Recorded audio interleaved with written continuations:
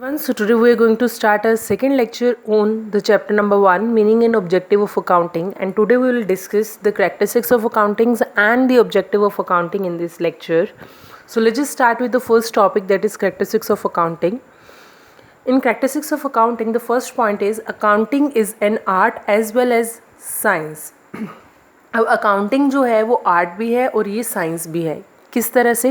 Because accounting is the art of recording, classifying and summarising of the data. ये हमें ये बताता है, ये हमें ये कला सिखाता है कि हमें किस तरह से ट्रांजैक्शंस को रिकॉर्ड करना है, किस तरह से उनको क्लासीफाई करना है, किस तरह से उनको डिफरेंट बुक्स के अंदर और डिफरेंट अकाउंट्स के अंदर उनको क्लासीफाई करके समराइज करना है, और किस तरह से हम अपने डेटा को टू द डिफरेंट पार्टीज़ हम उन्हें क्या कर सकते हैं, कम्युनिकेट कर सकते हैं. तो ये हमें एक कला सिखाता है इन सब चीज़ों को करने की.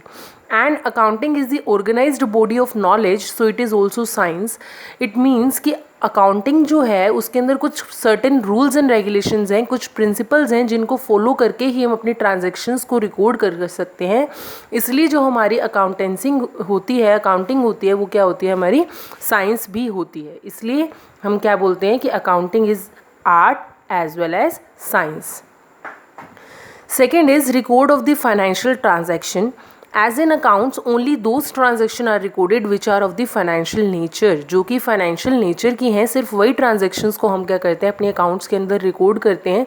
जो भी qualitative information है उसको हम अपने accounts के अंदर record नहीं करते हैं. किस तरह का? जैसे कि example, quarrel between the two employees will not be recorded. मतलब दो लोगों के बीच में अगर कोई विवाद होता है तो हम उसे रिकॉर्ड नहीं करते हैं अपनी अकाउंटिंग के अंदर. तो ये सिर्फ फाइनेंशियल ट्रांजेक्शन्स को ही क्या करते हैं, रिकॉर्ड करते हैं. Third is record of the transaction in term of money. आप उन्हीं ट्रांजेक्शन्स को रिकॉर्ड करते हैं जो कि क्या है, मनी के टर्म में होती हैं. All the transactions are recorded in term of money only, because only the monetary transactions help the business to know about the financial position of the business and the profitability of the business.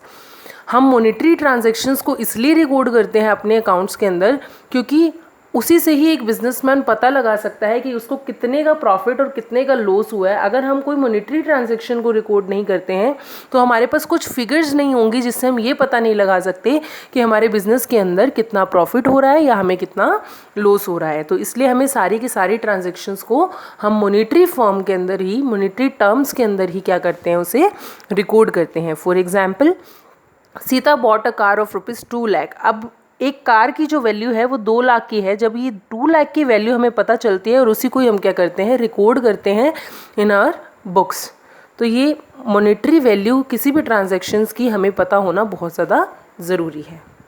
इसके और भी कुछ points हैं जैसे कि classification, summarising और communicating the result to the general public, analysing the result, interpreting the results. तो ये बहुत सारी ट्रांजैक्शंस, बहुत सारे जो पॉइंट्स हैं ये आप इसके अंदर क्या कर सकते हैं, लिख सकते हैं, जो कि हमने अपने फर्स्ट लेक्चर के अंदर डिस्कस किए थे. तो आप वो इसमें भी इन्वॉल्व कर सकते हैं उन सब चीज़ों को. And the second topic is the objective of accounting.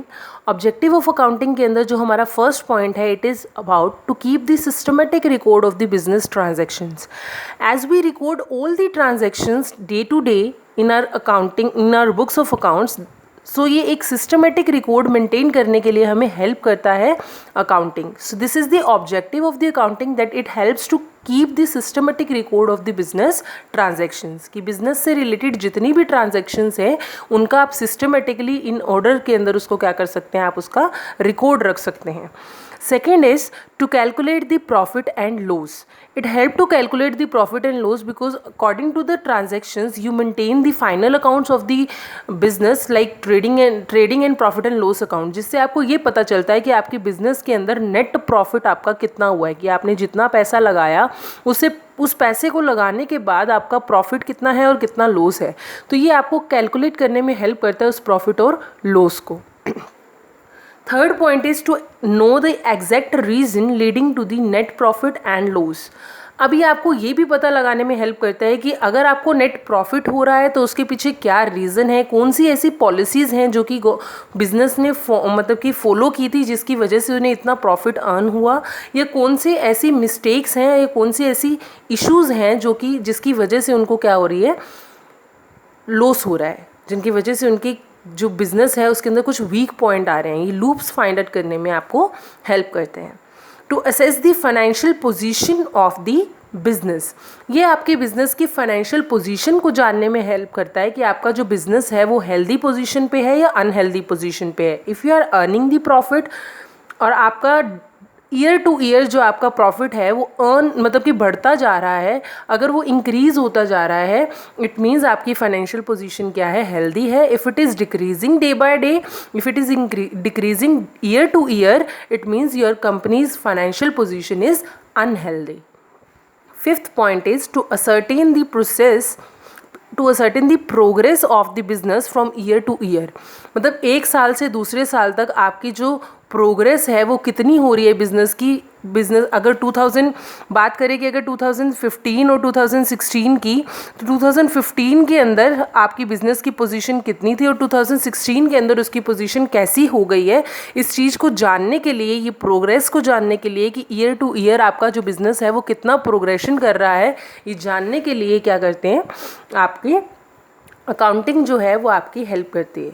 To prevents and detect the fraud and error, अगर आपकी किसी भी अकाउंटिंग ट्रांजैक्शन के अंदर कोई भी फ्रॉड आ जाता है, कोई भी एरर हो जाता है, कोई भी एम्प्लॉय जो है अगर आपकी बिज़नेस के अंदर फ्रॉड कर देता है, या कोई भी थर्ड पार्टी जो आपके बिज़नेस के अंदर फ्रॉड कर देती है, तो ये सब कुछ फाइंड आउट करने के लिए आपको जो अकाउंट्स है वो आपको हेल्प करती है। बिकॉज इसके अंदर हम क्या करते हैं, हमारी जितनी भी एसेट्स होते हैं और जितनी भी लाइबिलिटीज़ होती हैं उनको हम मेंटेन करके रखते हैं, और इनकम और एक्सपेंसेस का हमें टाइम टू टाइम पता लगता रहता है। तो अगर हमें इन सब चीज़ों की इंफॉर्मेशन है, अगर हम अपने जर्नल्स और अगर हम अपना जर्नल अच्छे से मेंटेन कर रहे हैं या हम अपनी सब्सिडरीज बुक अच्छे से मेंटेन कर रहे हैं, तो हमें ये पता चल जाता है कि हमारा जो एरर है वो कहाँ पर है, या अगर किसी भी एम्प्लॉय से या किसी भी थर्ड पार्टी से कोई फ्रॉड हुआ है तो हमें वो भी डिटेक्ट कर लेते हैं कि कब और कैसे वो फ्रॉड हुआ है। 7th is to provide the information to the various parties. Now the accounting help to provide the information to the various parties who are directly और indirectly connected to the business.